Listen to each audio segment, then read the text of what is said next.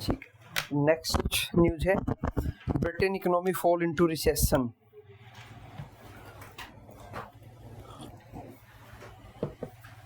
बताओ क्या होता है रिसेशन? हाँ, आधा आप बता रहे, आधा बता रहे, आधा वो बता रहे हैं।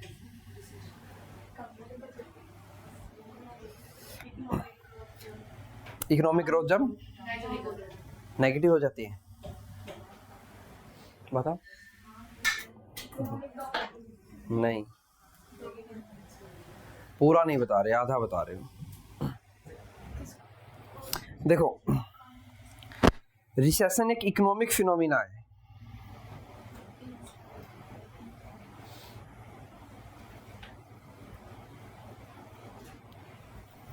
जनरली क्या होता है, हम लोगों ने इकोनॉमी पढ़ा था पहले, तो उसको मैं दोबारा एक्सप्लेन नहीं करूंगा कि इकोनॉमी क्या होता है या जीडीपी क्या होता है। तो जीडीपी का डाटा आता है हमारे यहाँ पे, क्वार्टरली डाटा आता है जीडीपी का, जो जैसे फाइनेंशियल ईयर है तो उसमें क्वार्टर होंगे 4, Q1, Q2, Q3, Q4। एक क्वार्टर 3 मंथ्स का होता है, ठीक है। तो डाटा कौन देता है जीडीपी का इंडिया में? एनएसओ। एनएसओ किसके अंडर में है? मोस्पी के अंडर में है। तो जब किसी भी हर एक कंट्री में ये क्वार्टरली डाटा रिलीज होता है जीडीपी का, जब 2 क्वार्टर्स में, सपोज क्वार्टर 1 का डाटा रिलीज हुआ और जो इकोनॉमिक ग्रोथ थी या जो जीडीपी की ग्रोथ है वो नेगेटिव आ गई, ठीक है। नेगेटिव आने का मतलब है कि जीडीपी का साइज बढ़ने की बजाय कॉन्ट्रैक्ट हो गया, ठीक है। दूसरा क्वार्टर फिर वेट किया और फिर पॉजिटिव हो गया, तीसरा क्वार्टर फिर वेट किया, फिर नेगेटिव हो गया। तो यहां तक हम ये नहीं बोलेंगे कि कोई भी कंट्री रिसेशन में है, ठीक है। अपवर्ड डाउनवर्ड मूवमेंट हो रही है उसकी इकोनॉमिक ग्रोथ में, एक बार उसकी इकोनॉमिक ग्रोथ पॉजिटिव आ रही है, एक बार नेगेटिव आ रही है। इकोनॉमिक ग्रोथ से मेरा मतलब है कि वो कंट्री कितने % से ग्रो कर रही है, ठीक है। 4% से ग्रो कर रही है, 2% से ग्रो कर रही है, 3% से ग्रो कर रही है, कितने % से ग्रो कर रही है। अगर उसकी ग्रोथ रेट नेगेटिव आ जाए साल में किन्हीं 2 क्वार्टर्स में, लेकिन वो 2 क्वार्टर कंसेक्यूटिव ना हो, तो हम ये नहीं बोलेंगे कि कंट्री रिसेशन में है। रिसेशन वर्ड तभी यूज करते हैं जब कंसेक्यूटिव 2 क्वार्टर्स में इकोनॉमिक ग्रोथ नेगेटिव आ जाए, तो ये बोलते हैं कि कंट्री रिसेशन में चली गई है। होता क्या है इस रिसेशन में? पहली चीज तो हो गई इकोनॉमिक ग्रोथ नेगेटिव, तो इकोनॉमिक स्लो डाउन भी बोल सकते हो आप इसको। इकोनॉमिक स्लो डाउन होगा तो अनएम्प्लॉयमेंट आएगा,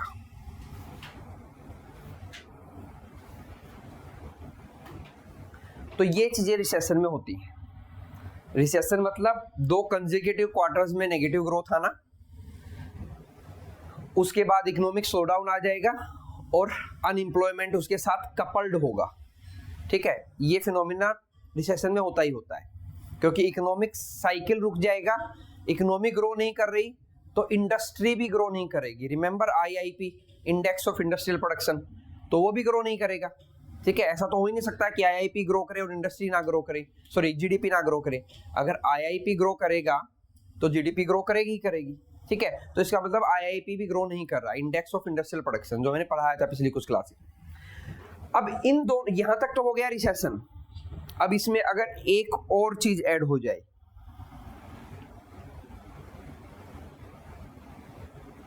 इन्फ्लेशन, जो कि हमने पढ़ा था कि एक तो रिसेशन चल रहा था,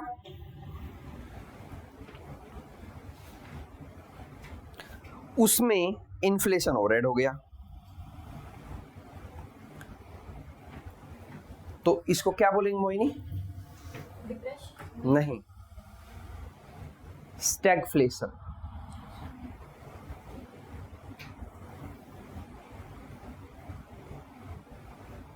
तो एक नई इकोनॉमिक टर्म आ जाएगी, स्टैगफ्लेशन। कि इकोनॉमी रिसेशन में थी, रिसेशन में होना क्या चाहिए, इन्फ्लेशन कम होना चाहिए, क्योंकि जब इकोनॉमी ही ग्रो नहीं कर रही तो महंगाई कैसे बढ़ जाएगी, ठीक है। लेकिन उसका अपना ऑब्वियस रीजन हो जाता है कि एक तो सप्लाई कम हो रखी है, ठीक है, सप्लाई कम हो रखी है, क्योंकि जब जीडीपी नहीं बढ़ रही है तो इंडस्ट्री भी नहीं बढ़ेगी, इंडस्ट्री भी नहीं बढ़ेगी तो चीजों की सप्लाई कम हो जाती है। सप्लाई कम होगी लेकिन डिमांड पे बहुत ज्यादा इंपैक्ट नहीं पड़ता, क्योंकि पॉपुलेशन तो उतना ही रहेगा ना। डिमांड को कितना कट कर लोगे आप, ठीक है, और बेसिक चीजों की डिमांड को तो कट ही नहीं कर सकते आप, जो बेसिक हाउस होल्ड की डिमांड है उसको कट नहीं कर सकते, ठीक है। तो इस वजह से नॉर्मली रिसेशन कपल्ड हो जाता है इन्फ्लेशन के साथ और सिचुएशन आ जाती है स्टैगफ्लेशन, ठीक है। ऐसी कंडीशन में जब कोई इकोनॉमिक स्लो डाउन आ जाए किसी कंट्री में, मतलब जो उस कंट्री का इकोनॉमिक साइकिल है, हर एक कंट्री का एक इकोनॉमिक साइकिल होता है। साइकिल का मतलब ये है कि प्रोडक्शन हो रहा है, कंजम्पशन हो रहा है, तो प्रोडक्शन और कंजम्पशन का साइकिल होता है एक तरह से कि प्रोड्यूस हुआ कोई चीज, कंज्यूम हुई, फिर प्रोड्यूस हुई, फिर कंज्यूम हुई, प्रोडक्शन किया, कंजम्पशन से पैसा आया, फिर प्रोड्यूस किया, प्रोडक्शन करके फिर कंज्यूम कर दिया। तो ये साइकिल चलता रहता है किसी भी इकोनॉमी में। लेकिन जब रिसेशन आ जाता है तो ये साइकिल स्लो डाउन हो जाता है धीरे धीरे। स्लो डाउन कैसे होगा, प्रोडक्शन होना कम हो जाएगा, कंजम्पशन होना कम हो जाएगा, इन रिटर्न फिर और कम प्रोडक्शन होगा, फिर और कम कंजम्पशन होगा, तो वो इकोनॉमी रिसेशन में ही जाती है। तो उसको रिवाइव करना मुश्किल हो जाता है। ये सबसे डिफिकल्ट टास्क होता है कि उस इकोनॉमी को दोबारा से रिवाइव करें। तो उसको दोबारा रिवाइव करने के लिए चाहिए पैसा।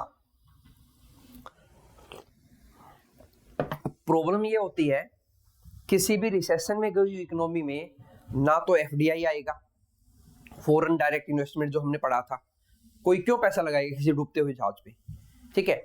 दूसरा, कोई प्राइवेट प्लेयर अपना पैसा नहीं लगाएगा, उसको लग रहा है कि यहाँ पे तो मैंने फैक्ट्री खोली, डिमांड ही नहीं है, लोग कुछ खरीदना नहीं चाह रहे, तो हम बना के भी करेंगे क्या।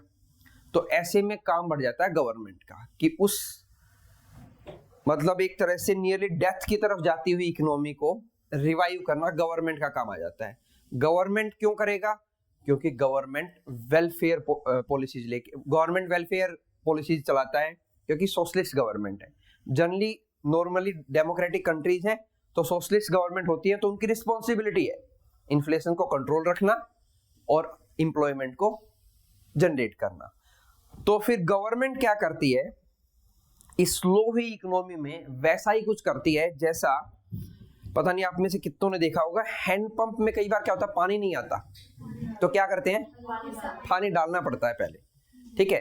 तो उसको बोलते हैं प्राइम पंपिंग। क्या बोलते हैं, प्राइम पंपिंग। इस कंसेप्ट को बोलते हैं प्राइम पंपिंग। किसी भी इकोनॉमी को रिवाइव करना हो ना तो प्राइम पंपिंग करना पड़ता है।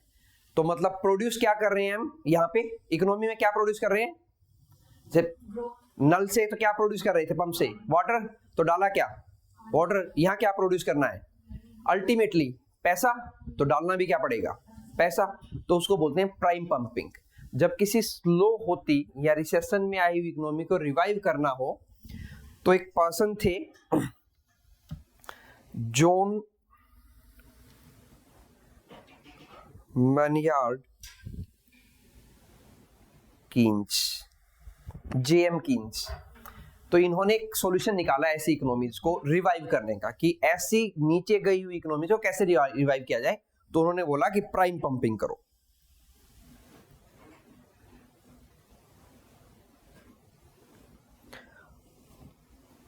तो ये प्राइम पंपिंग का कंसेप्ट पूछा हुआ है एग्जाम में, किसने दिया था ये भी पूछा हुआ है, ठीक है।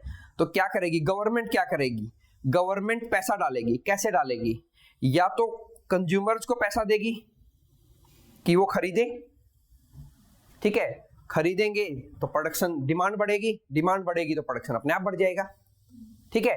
क्योंकि प्रोडक्शन तो इसलिए नहीं बढ़ पा रहा ना कि डिमांड ही नहीं है, तो सोच रहे हैं बना के भी क्या करें, ठीक है। तो मोस्ट ऑफ द टाइम तो कुछ ऐसा करती है गवर्नमेंट कि कंज्यूमर्स के पास पैसा जाए, डायरेक्टली या इनडायरेक्टली।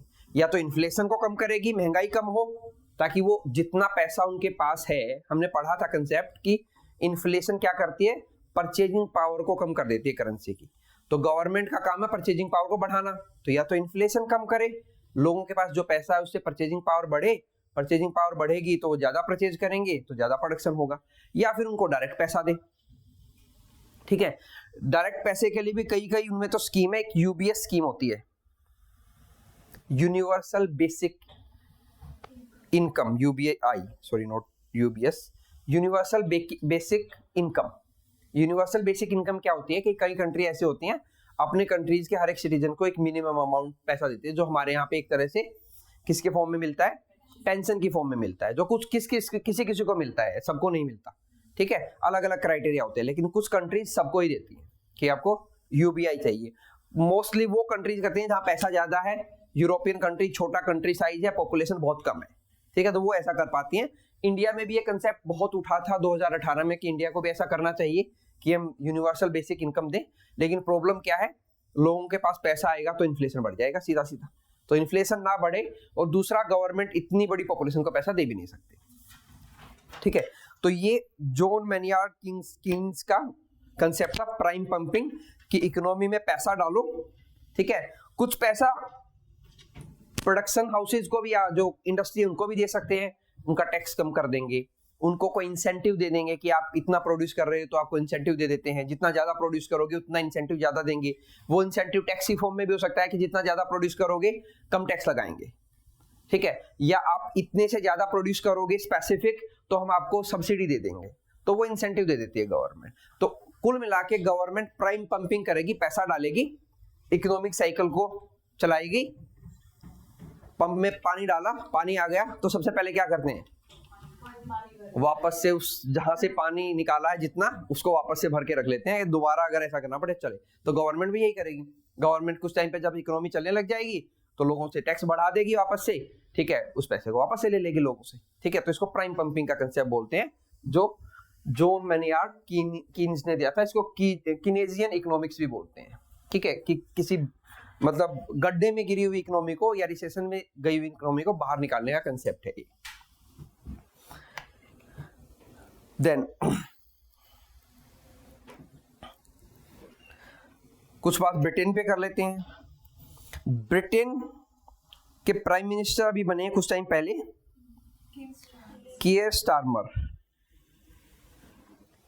ये नए प्राइम मिनिस्टर हैं ब्रिटेन के। पीसीएस पूछ सकता है क्योंकि इंपॉर्टेंट कंट्री है, यूपीएससी तो प्राइम मिनिस्टर नहीं पूछता है। ब्रिटेन के अंदर कॉन्स्टिट्यूशनल मोनार्की है,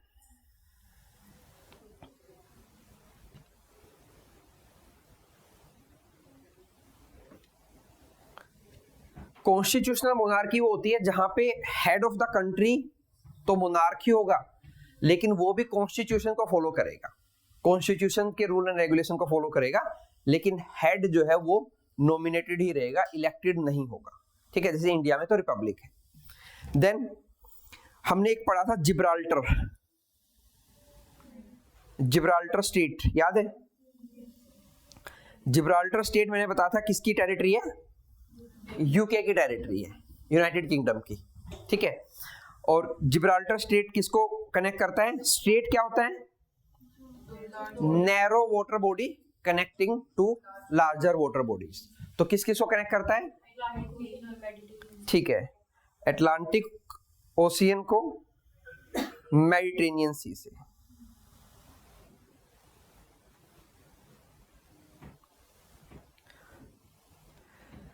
देन अभी हमने यहां पढ़ा यूके और यहां पढ़ा ब्रिटेन। यूके और ब्रिटेन में क्या फर्क है? देखो, ब्रिटेन और इंग्लैंड तो एक कंट्री है। इस कंट्री के साथ जिस आइलैंड पे ये कंट्री है, ब्रिटेन या इंग्लैंड, जिस आइलैंड पे ये कंट्री है उस आइलैंड पे दो कंट्री और है, एक वेल्स और एक स्कॉटलैंड। इन तीनों को मिला के बोलते हैं ग्रेट ब्रिटेन।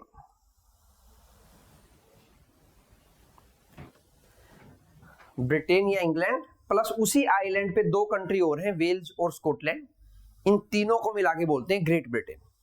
ब्रिटेन की कैपिटल भी लंदन है, ग्रेट ब्रिटेन की कैपिटल भी लंदन है।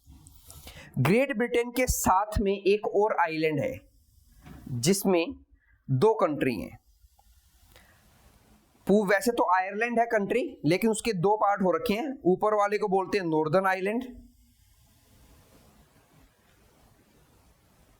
और नीचे वाला है रिपब्लिक ऑफ आयरलैंड।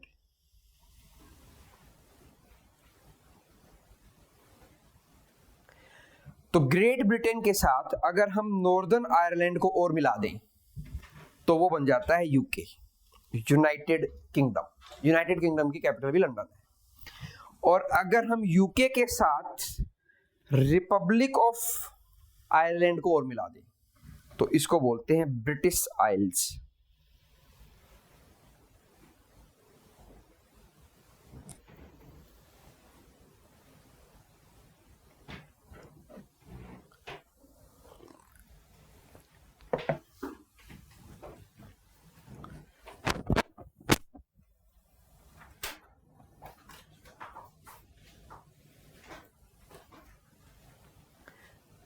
जापान भी बहुत लंबे टाइम से रिसेशन से स्ट्रगल कर रहा है क्योंकि वहां की इकोनॉमी रिवाइव ही नहीं कर पा रही है। वहां पे एक दूसरा इशू है पॉपुलेशन का, कि वहां पे जो पॉपुलेशन है वो इतना एडवांस है। जापान में एक कंसेप्ट चलता है जो अभी इंडिया में भी आ गया है वैसे तो, डिंक फैमिली। न्यूक्लियर फैमिली सुना है, डिंक फैमिली सुना है? yes. क्या होता है? डबल इनकम नो किड, इसको बोलते हैं डिंक फैमिली। ठीक है, दोनों हस्बैंड वाइफ जॉब कर रहे हैं, ठीक है, किड्स के लिए टाइम ही नहीं है। ठीक है, तो जापान में कंसेप्ट है डिंक फैमिली का, जो अभी पूरे वर्ल्ड में फैल रहा है वहां से कॉपी करके। ठीक है, तो उसकी वजह से वहां पे ज्यादा रिसेशन आ गया था कि पॉपुलेशन बढ़ ही नहीं रही है, डिमांड बढ़ ही नहीं रही है चीजों की, तो इकोनॉमी अपने आप रिसेशन में जाएगी। ठीक है, और दूसरा वहां पे जो रूरल और अर्बन का डिवाइड है वो बहुत ज्यादा है। रूरल जापान में रहना ही नहीं चाह रहा कोई भी। ठीक है, कंट्री साइड बोलते हैं दूसरे देशों में, मतलब विलेजेस को, तो कंट्री साइड में कोई रहना ही नहीं चाह रहा, सब शिफ्ट हो रहे हैं अर्बन एरियाज की तरफ। और अर्बन एरिया में डिमांड पीक कर चुकी है, उससे ऊपर बढ़ ही नहीं सकती है। तो पीक कर गया तो वो चीज घट रही है, तो जितना घट रही है उतना रिसेशन ला रही है। तो वहां के पहले प्राइम मिनिस्टर शिंजो आबे, उन्होंने एक स्ट्रेटजी चलाई थी जापान को रिसेशन से बाहर लेके आने के लिए, 3 एरो स्ट्रेटजी। तो ये काफी फेमस हुई थी उस टाइम पे उनकी स्ट्रेटजी 3 एरो। ठीक है, तो अभी ब्रिटेन का मान रहे हैं कि ब्रिटेन जो है वो रिसेशन में जा रहा है। और ब्रिटेन ने, पहले ब्रिटेन यूरोपियन यूनियन का पार्ट होता था, अब नहीं है, ब्रेक्जिट हुआ था। ठीक है, 2020 में वो यूरोपियन यूनियन से बाहर हो गया था।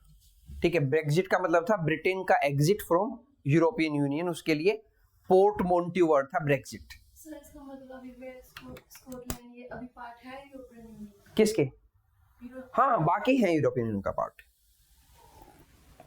सिर्फ ब्रिटेन नहीं हुआ, ब्रिटेन नहीं है। ब्रिटेन में वहां पे वो हुई थी डायरेक्ट डेमोक्रेसी का टूल है वो। क्या, कौन कौन से टूल है डायरेक्ट डेमोक्रेसी के? रेफरेंडम। डेमोक्रेसी में 2 तरह की डेमोक्रेसी होती है, डायरेक्ट और इनडायरेक्ट। जैसे इंडिया में तो इनडायरेक्ट डेमोक्रेसी है। डायरेक्ट डेमोक्रेसी वो होती है जहां पे लोग डायरेक्टली गवर्नमेंट रन करते हैं, डिसीजन मेकिंग में पार्ट लेते हैं। हम तो इनडायरेक्टली लेते हैं, हमारे यहाँ तो रिप्रेजेंटेटिव को चुनते हैं और वो लोग डिसीजन लेते हैं। तो यहाँ पे तो रिप्रेजेंटेटिव डेमोक्रेसी है, जिसका दूसरा नाम इनडायरेक्ट डेमोक्रेसी। तो डायरेक्ट डेमोक्रेसी के 3 टूल हैं जो पॉलिटिकल साइंस में आप पढ़ोगे। रेफरेंडम, 4 रेफरेंडम, रिकॉल, प्लेबिसाइट और इनिशिएटिव। ठीक है, रेफरेंडम, रिकॉल, प्लेबिसाइट और इनिशिएटिव। इंडिया में इनमें से 2 फॉलो होते हैं। नहीं, रिकॉल और इनिशिएटिव, ये 2 फॉलो होते हैं इंडिया में इनमें से। कौन से लेवल पे? लोकल गवर्नमेंट में। जब ग्राम सभा बैठ के डिसाइड करती है कि क्या करना है तो वो इनिशिएटिव है। ठीक है, वो लोग डिसाइड कर रहे हैं क्या करना है। ठीक है, और जो सरपंच होते हैं, रिकॉल होता है किसी भी इलेक्टेड रिप्रेजेंटेटिव को उसका टाइम पूरा होने से पहले उस पोस्ट से रिमूव कर देना, इज रिकॉल। तो इंडिया में कुछ स्टेट ऐसे हैं इंक्लूडिंग हरियाणा जहां पे लोकल गवर्नमेंट में सरपंच को टाइम पूरा होने से पहले 5 साल से पहले हटाया जा सकता है, एक रिकॉल लॉ लाके। ठीक है, 2018 में हरियाणा इंक्लूड हो गया था, काफी सारे साउदर्न स्टेट्स ने ऐसा कर रखा है। तो डायरेक्ट डेमोक्रेसी के 2 टूल हमारे यहाँ यूज होते हैं, इनिशिएटिव और रेफरेंडम और रिकॉल। दोनों 3rd टियर ऑफ गवर्नेंस पे यूज होते हैं। 3rd टियर मतलब लोकल बॉडी, जो पंचायत और म्युनिसिपैलिटी जो वहां पे।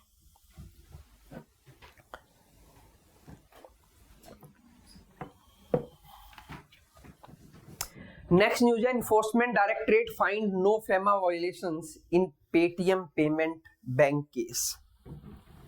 तो हम आप यहाँ पे एक तो पढ़ेंगे इन्फोर्समेंट डायरेक्टरेट, एक पढ़ेंगे फेमा, फेमा के साथ पीएमएलए एंड देन उसके बाद payment bank.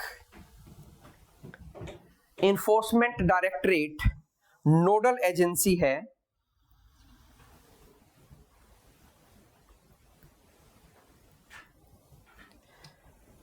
Foreign exchange management act 1999 और पीएमएलए एक्ट 2009। इन दोनों लॉज को इंप्लीमेंट करने के लिए इंडिया में जो नोडल एजेंसी है वो है enforcement directorate. Foreign exchange management act मतलब फॉरेन से जो एक्सचेंज हो रहा है पैसे का। Prevention of money laundering act, जो मनी लॉन्ड्रिंग होती है, इलीगल वे से पैसा लाया जाता है वो, तो prevention of money laundering act 2009 और फॉरेन एक्सचेंज मैनेजमेंट एक्ट 1999, इन दोनों को रेगुलेट करने के लिए इंडिया में नोडल एजेंसी है इन्फोर्समेंट डायरेक्टरेट, जो कि डिपार्टमेंट ऑफ रेवेन्यू के अंडर में आता है। या ऐसे समझ लो, सबसे ऊपर है फाइनेंस मिनिस्ट्री, फिर उसके अंदर है डिपार्टमेंट ऑफ रेवेन्यू और उसके नीचे आता है ईडी, इन्फोर्समेंट डायरेक्टरेट। जो हम बार बार पढ़ते हैं कि ईडी की रेड पड़ी, ईडी की रेड, तो वो इन दो केस में पड़ती है। उनको डाउट हो कि फॉरेन एक्सचेंज किया है कुछ, ठीक है, जो एक प्रिस्क्राइब्ड लिमिट है उससे ज्यादा है, या मनी को इलीगली ट्रांसफर किया गया है, ठीक है, तो उस केस में ये दो होते हैं। फॉरेन एक्सचेंज मैनेजमेंट एक्ट से पहले इंडिया में था फेरा, फॉरेन एक्सचेंज रेगुलेशन एक्ट। इससे पहले इसका प्रीकर्सर था फेरा, फॉरेन एक्सचेंज रेगुलेशन एक्ट 1973। उसको बाद में उसमें कुछ प्रोविजंस को चेंज किया गया था और फिर उसको बनाया गया FEMA, foreign exchange management act.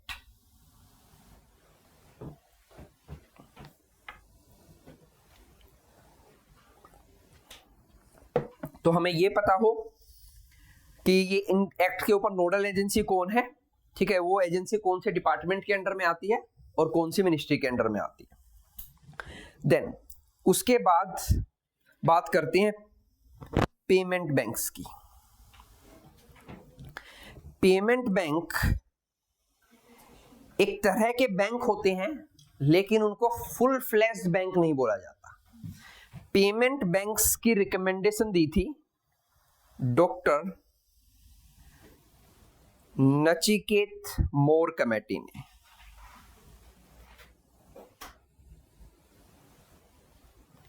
दो 2014 में कि आरबीआई को अलाउ कर देना चाहिए पेमेंट बैंक्स ओपन करने के लिए, क्योंकि इंडिया में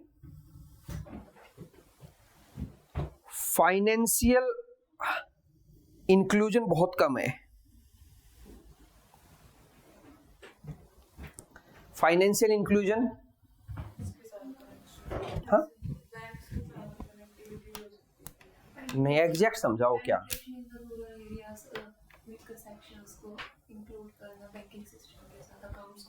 मतलब कि जो फाइनेंशियल सिस्टम है इंडिया का, उसमें बैंकिंग भी एक पार्ट है। फाइनेंशियल सिस्टम में ओवरऑल जो पॉपुलेशन है वो इंक्लूड नहीं है। मतलब बहुत बड़ा पॉपुलेशन ऐसा था 2014 से पहले जो फाइनेंशियल सिस्टम से बिल्कुल बाहर था, ना टैक्स भरता, डायरेक्ट ना इनडायरेक्ट तो सबको ही पे करना पड़ता है क्योंकि हम जब बाई करते हैं तो इनडायरेक्ट टैक्स तो इंक्लूड होता है, डायरेक्ट टैक्स नहीं भरते, कहीं किसी भी बैंक में उनका कोई अकाउंट ही नहीं था, ठीक है, किसी भी तरह की गवर्नमेंट स्कीम्स में उन्होंने पार्टिसिपेट नहीं कर रखा था, तो फाइनेंशियल एक्सक्लूजन ज्यादा था। तो फाइनेंशियल इंक्लूजन करने के लिए 2014 में बहुत सारे स्टेप उठाए गए थे। उनमें से एक स्टेप ये था कि डॉक्टर नचिकेत मोर कमेटी ने रिकमेंडेशन दिया कि पेमेंट बैंक खोल दो, स्मॉल बैंक होंगे, छोटे बैंक होंगे, बाद में एक अपॉर्चुनिटी ये भी बनी रहेगी कि ये लार्ज बैंक बन सकते हैं कल को अगर रिक्वायरमेंट को फुलफिल करेंगे, और दूसरा ये लोग ज्यादा फाइनेंशियल इंक्लूजन ला पाएंगे, ठीक है। कोई भी अब इसके बाद 2014 में इन्होंने रिकमेंडेशन किया, तो 2017 में पहला पेमेंट बैंक खुला इंडिया में, जिसका नाम है एयरटेल पेमेंट बैंक। ये पहला पेमेंट बैंक था जो इंडिया में ओपन हुआ। आज के टाइम पे शायद 6 पेमेंट बैंक चल रहे हैं। एयरटेल है, जियो है, फिन करके है, एक इंडियन पोस्टल बैंक है, पोस्टल पेमेंट बैंक है, तो 6 हैं टोटल। ठीक है, वो इंपॉर्टेंट भी नहीं है हमारे लिए कि कितने हैं। पहला इंपॉर्टेंट है कौन सी कमेटी ने रिकमेंडेशन दी थी। पेड अप कैपिटल जो होती है, मतलब कितना पैसा चाहिए किसी भी इंस्टीट्यूशन को या पर्सन को कि वो पेमेंट बैंक को रजिस्टर कर पाए आरबीआई के साथ। ऑब्वियस है कि रेगुलेटर तो आरबीआई है, पेमेंट बैंक का नाम बैंक आ गया तो रेगुलेटर आरबीआई है। तो 100 करोड़ रुपीस चाहिए। ठीक है, इस 100 करोड़ से रिलेटेड हमने कुछ किसी और भी का भी पढ़ा था ऐसा कुछ पेड अप कैपिटल, अगर आप लोगों को याद हो तो। नहीं, हमने स्मॉल फाइनेंशियल बैंक पढ़े थे कि उनका पेड अप कैपिटल 100 करोड़ से बढ़ा के 200 करोड़ कर दिया है। ये हमने करंट अफेयर में कवर किया था। उस टाइम पे मैंने ये बताया था कि बैंक्स के लिए पेड अप कैपिटल 500 करोड़ होता है। तो मतलब पेमेंट बैंक, फिर स्मॉल फाइनेंशियल बैंक, उसके बाद एनबीएफसी भी हो सकता है, नॉन बैंकिंग फाइनेंशियल कंपनी, और फिर बैंक बनता है। ये नॉर्मल एक प्रोसेस होता है। ठीक है, तो पेड अप कैपिटल चाहिए 100 करोड़। ठीक है, यूपीएससी ने क्वेश्चन पूछा था पेमेंट बैंक पे, उन्होंने ये दिया कि पेमेंट बैंक क्रेडिट कार्ड दे सकते हैं। तो ये स्टेटमेंट गलत था, क्योंकि payment bank are not allowed to lend loan. Loan देना अलाउड नहीं है इनको, और credit card is a type of loan. तो ये लोग क्रेडिट कार्ड भी नहीं दे सकते। अगर आपका किसी भी पेमेंट बैंक में अकाउंट है, पेटीएम में या एयरटेल में नॉर्मली मिल जाता है, तो आपको क्रेडिट कार्ड नहीं मिलेगा उनसे कभी भी। डेबिट कार्ड मिल सकता है, ये डेबिट कार्ड इशू कर सकते हैं, लोन नहीं दे सकते। ठीक है, इनको सीआरआर रखना मैंडेटरी है कि नहीं? पहले तो समझो सीआरआर क्या होता है। Cash reserve ratio. ठीक है, बताओ मोहिनी इनको सबको कि क्या होता है सीआरआर। 4.5 बैंक के पास रखना होता है ताकि आरबीआई के पास। Cash reserve ratio is a sum और total sum of amount of total liabilities of the bank. किसी भी बैंक के पास टोटल लाइबिलिटीज होती हैं, जैसे एक तो होती है किसी भी बैंक के पास टाइम लाइबिलिटी। टाइम लाइबिलिटी का मतलब है कि आपने एफडी करवा दिया 6 महीने बाद का, तो 6 महीने बाद ही पैसा लोगे आप, ओबीसी बात है। एक होता है डिमांड लाइबिलिटी कि आप जाओगे, आपका पैसा है बैंक में, आप कभी भी निकाल लोगे, कोई टाइम लाइबिलिटी नहीं लगी हुई इस पे। ठीक है, आपका पैसा है, आपने 1 लाख रुपया बैंक में रखा हुआ है, लेकिन टाइम डिपॉजिट नहीं है, वो डिमांड डिपॉजिट है। 2 तरह के डिपॉजिट होते हैं बैंक में, टाइम डिपॉजिट और demand deposit. Time deposit fix होते हैं कि भी इतने टाइम के बाद ही निकलेंगे। ठीक है, पहले भी निकल सकते हैं सर्टेन कंडीशन में, ऐसा नहीं है, लेकिन निकलेंगे तो आपको कोई भी इंटरेस्ट नहीं मिलेगा, फिर उससे बैंक को कोई फर्क नहीं पड़ता, वो तो बैंक के लिए बेनिफिशियल हो जाता है। दूसरा होते हैं डिमांड डिपॉजिट। डिमांड डिपॉजिट ये है कि आपने पैसा रखा, एक सेविंग इंटरेस्ट मिलता रहेगा, जो हमने किया था 2-2.5% है आज के टाइम पे, और आप किसी भी टाइम जाके बैंक को बोल सकते हो मेरे को मेरा पैसा चाहिए। तो बैंक को अपने नेट डिमांड डिपॉजिट और टाइम डिपॉजिट का एक सर्टेन परसेंट आरबीआई के पास रखना पड़ता है। आज के टाइम पे आई थिंक वो 6.2% है कि 4.6% ऐसा कुछ है, 4.5% होगा। ठीक है, सीआरआर है। तो it is a total amount of net demand and time liability that a bank has to keep with RBI in form of cash. सिर्फ कैश की फॉर्म में, मतलब उतना पैसा जितनी उसकी डिमांड लाइबिलिटी है और टाइम लाइबिलिटी है, उन दोनों को ऐड कर लेगा आरबीआई, उसका एक सर्टेन अमाउंट उस बैंक को आरबीआई के पास मेंटेन रखना पड़ेगा। क्यों रखना है? एक सिंपल सा रीजन है कि कल को बैंक बंद हो गया, कुछ और हो गया, तो कस्टमर्स को कुछ ना कुछ मिल सके वापस। ठीक है, तो उसको बोलते हैं सीआरआर, कैश रिजर्व रेशियो। तो ये सीआरआर इनको भी मेंटेन करना होता है। ठीक है, तो इनको सीआरआर मेंटेन करना पड़ता है, लेकिन इनका सीआरआर अलग होता है बैंक से कंपैरिजन में, लेकिन सीआरआर मेंटेन ये करते हैं। तो ये पूछा जाए तो क्या ये सीआरआर मेंटेन करेंगे? करेंगे। दूसरा होता है एसएलआर, स्टैट्यूटरी लिक्विडिटी रेशियो। ठीक है, तो कुछ तो आरबीआई के पास रखना है कैश की फॉर्म में, ये वो अमाउंट होता है जो total time and demand liabilities का बैंक को अपने पास रखना होता है, लेकिन वो 3 फॉर्म में रख सकता है एसएलआर को, कैश, गोल्ड और गवर्नमेंट सिक्योरिटीज। कैश, गोल्ड और गवर्नमेंट सिक्योरिटीज, ये उसको अपने पास रखना होता है। ये लगभग 20% के अराउंड होता है, 19-20, अब 18 है शायद, ठीक है, 18 से 20% के अराउंड ये चलता है। ये 4% के अराउंड, 4-5% के अराउंड होता है सीआरआर। तो मतलब ये इतना पैसा तो बैंक कहीं दे ही नहीं सकता, उसको ये रखना ही पड़ेगा या तो अपने पास या फिर आरबीआई के पास, ठीक है। तो ये एसएलआर और सीआरआर दोनों मेंटेन करने पड़ते हैं पेमेंट बैंक्स को भी, ठीक है। तो ये ध्यान रखना, तो ये इतना चीज पेमेंट बैंक के बारे में आप ध्यान रखना, ये काफी है। अच्छा, ये रेगुलेट किससे होंगे? सीआरआर को बैंकिंग, ये इतना लिख लिया आप लोगों ने।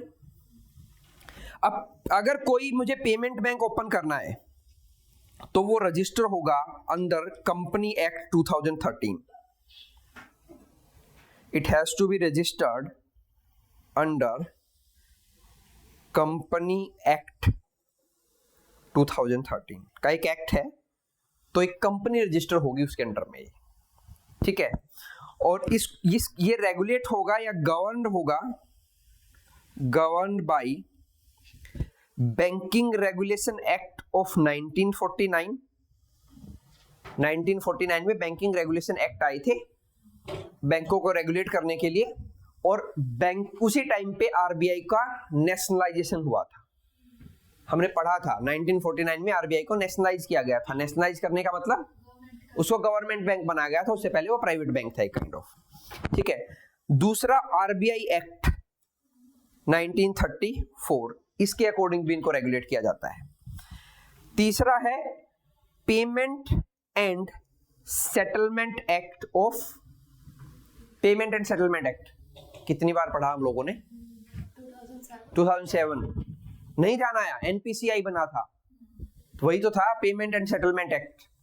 Payment and settlement act of 2007 और फॉरेन एक्सचेंज मैनेजमेंट एक्ट 1999, ये सब गवर्न करते हैं पेमेंट बैंक्स को। Banking regulation act 1949, reserve bank of India act 1934, payment and settlement act 2007 और फॉरेन एक्सचेंज मैनेजमेंट एक्ट 1999 इसके द्वारा गवर्न होते हैं। रजिस्टर होगा as a company under company act 2013।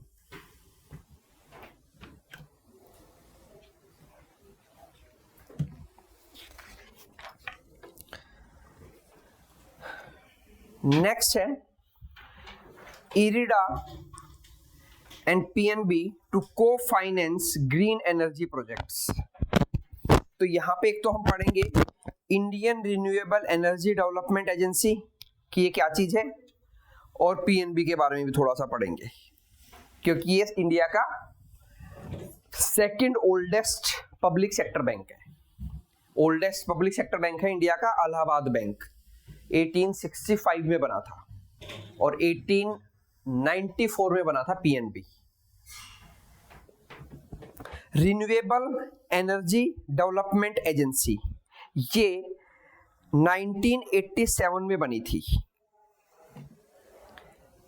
Non banking financial institution है ये। क्या है? नॉन बैंकिंग फाइनेंशियल इंस्टीट्यूशन, ठीक है। काम क्या होगा? To fund the renewable projects in India.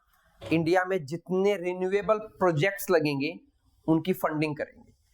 Obvious इसी कंडीशन होगी, उन्हीं की फंडिंग करेंगे। सबका कहने का मतलब ये है जो इसी कंडीशंस को फुलफिल करेंगे, to fund the renewable energy projects in India, ठीक है। ये आता है ministry of,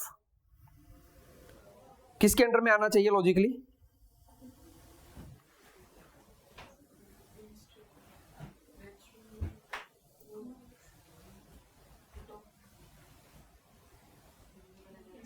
ministry of new and renewable energy के अंडर में आती है, ठीक है।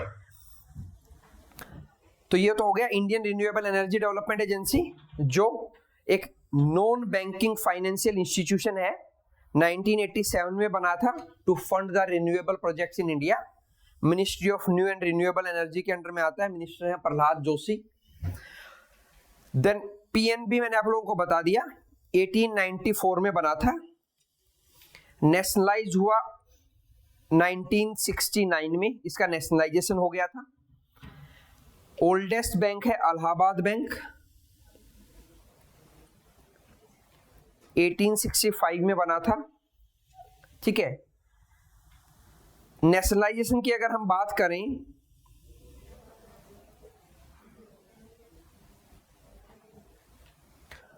तो हमने पढ़ा 1949 में तो आरबीआई का नेशनलाइजेशन हुआ, 1955 में एसबीआई का नेशनलाइजेशन हुआ। उसके बाद 1969 में इंदिरा गांधी ने 14 बैंक्स थे जिनमें पीएनबी एक था जिनका नेशनलाइजेशन किया। ठीक है, और उसके बाद 1980 में 6 बैंक्स थे जिनका नेशनलाइजेशन किया इंदिरा गांधी ने दोबारा से। अभी टोटल उसके बाद गवर्नमेंट ने कुछ बैंक्स को मर्ज कर दिया। ठीक है, और अभी टोटल इंडिया में 12 पीएसबी हैं, पब्लिक सेक्टर बैंक, टोटल 12 है इंडिया में, जिनमें से बट ऑब्वियस लार्जेस्ट है SBI, state bank of India. और वो हमने पढ़ा था कुछ टाइप का बैंक है, systematically domestically systematic important bank पढ़ा था, DSIB। क्या होता है मोहिनी? मोहिनी को बताने दो। मतलब अगर ये फेल हो गए तो हम फेल हो जाएंगे। नहीं तो क्यों फेल होंगे वो? पब्लिक का पैसा है उनके पास। नहीं, किस बैंक को उस कैटेगरी में रखते हैं? जिनके 500 करोड़ से ऊपर। 500 करोड़ तो सबकी रिक्वायरमेंट। जीडीपी, जो बैंक इंडिया की जीडीपी के 2% से ज्यादा का कैपिटल, मार्केट कैपिटलाइजेशन हो, जिस बैंक का मार्केट कैपिटलाइजेशन इंडिया की जीडीपी के 2% से ज्यादा हो जाए, उसको डोमेस्टिकली सिस्टमेटिक इंपोर्टेंट बैंक बोलते हैं। कितने हैं इंडिया में? 3, एचडीएफसी, आईसीआईसीआई और एसबीआई। ठीक है,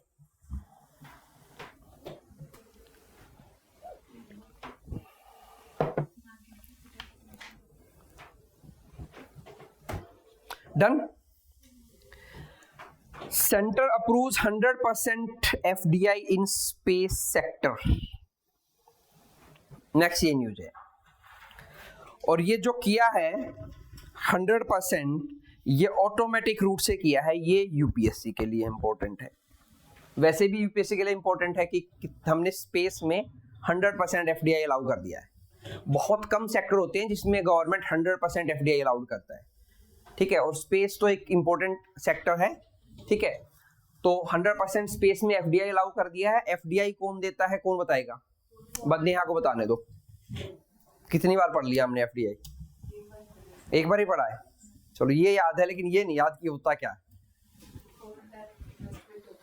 ठीक है, कौन रेगुलेट करता है इंडिया में? गवर्नमेंट तो करेगी, ऑब्वियस है। गवर्नमेंट में भी तो कोई करता होगा ना?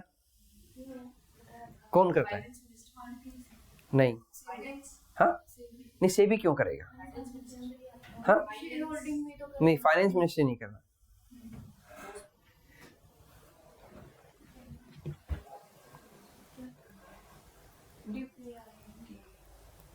क्या होता है? Department for promotion of industry and internal trade. कौन सी मिनिस्ट्री के अंडर में है? सर ये तो मोस्टली डिसइन्वेस्टमेंट ना करते हैं क्या? यही करते हैं। पहले इसके लिए होता था इंडिया में फॉरेन इन्वेस्टमेंट प्रमोशन बोर्ड, जिसको गवर्नमेंट ने 2017 में बंद कर दिया कि हटाओ इसको। ठीक है, ministry of commerce industry of India, commerce, ministry of commerce industry of India, Piyush Goyal minister हैं। ठीक है, जैसे कोई शेयर वगैरह में एफडीआई आता है तो उसे भी करेगी ना? शेयर में एफडीआई आएगा ही नहीं, बताओ इनको, आएगा क्या शेयर में एफडीआई? मतलब शेयर्स खरीदता है शेयर में एफडीआई आएगा तो उसको क्या बोलेंगे, या तो एफपीआई या फिर एफआईआई, या तो उसको बोलेंगे फॉरेन इंस्टीट्यूशनल इन्वेस्टमेंट या फॉरेन पोर्टफोलियो इन्वेस्टमेंट। अगर 10% से ज्यादा हो तो किसमें, जो कितने परसेंट से भी ज्यादा हो, उसको परसेंट के टर्म में नहीं मेजर करेंगे ना, उसको ये मेजर करेंगे कि शॉर्ट टर्म है कि लॉन्ग टर्म है। एफडीआई लॉन्ग टर्म होता है, एफआईआई और एफपीआई शॉर्ट टर्म फंडिंग होती है। शॉर्ट टर्म का मतलब है कि 1 साल से नीचे कभी भी उसको विड्रॉ कर लेंगे वो, और एफडीआई लॉन्ग टर्म इन्वेस्टमेंट है तो दोनों ही इन्वेस्टमेंट। आप या तो आप जो पूछना चाह रहे हैं वो पूछ नहीं पा रहे हैं, या मैं समझ नहीं पा रहा हूँ कि आप क्या पूछना चाह रहे हैं। ठीक है, तो ऑटोमेटिक रूट क्या होता है। अब इंडिया में एफडीआई आने के 3 रूट हैं। पहला ऑटोमेटिक रूट, मतलब नो परमिशन रिक्वायर्ड। किसकी परमिशन, ऑफ गवर्नमेंट। कोई गवर्नमेंट परमिशन लेने की रिक्वायरमेंट नहीं है, सीधा पैसा डालो इंडिया में। ठीक है, कुछ फील्ड में ऐसे है, जैसे स्पेस में इंडिया में कर दिया, गवर्नमेंट की परमिशन की रिक्वायरमेंट नहीं, कोई भी कंपनी आएगी सीधा अपना डॉक्यूमेंट रखे और फुलफिल किया क्राइटेरिया और अपना इन्वेस्टमेंट कर दिया। उसको वेट नहीं करना कि मुझे परमिशन मिलेगा, कितने % का मिलेगा या नहीं मिलेगा, वो वेट नहीं करना। दूसरा होता है गवर्नमेंट रूट, मतलब आपको अप्लाई करना पड़ेगा, गवर्नमेंट डिसाइड करेगी कि कितना % आएगा। ठीक है, कितना % आएगा और दूसरा आएगा कि नहीं आएगा, गवर्नमेंट पे डिपेंड करता है। कुछ फील्ड ऐसे हैं जहां पे मिक्स है ऑटोमेटिक और गवर्नमेंट दोनों का, तो 3 तरह से एफडीआई आ सकता है, ऑटोमेटिक रूट से, गवर्नमेंट रूट से, या ऑटोमेटिक प्लस गवर्नमेंट के रूट से।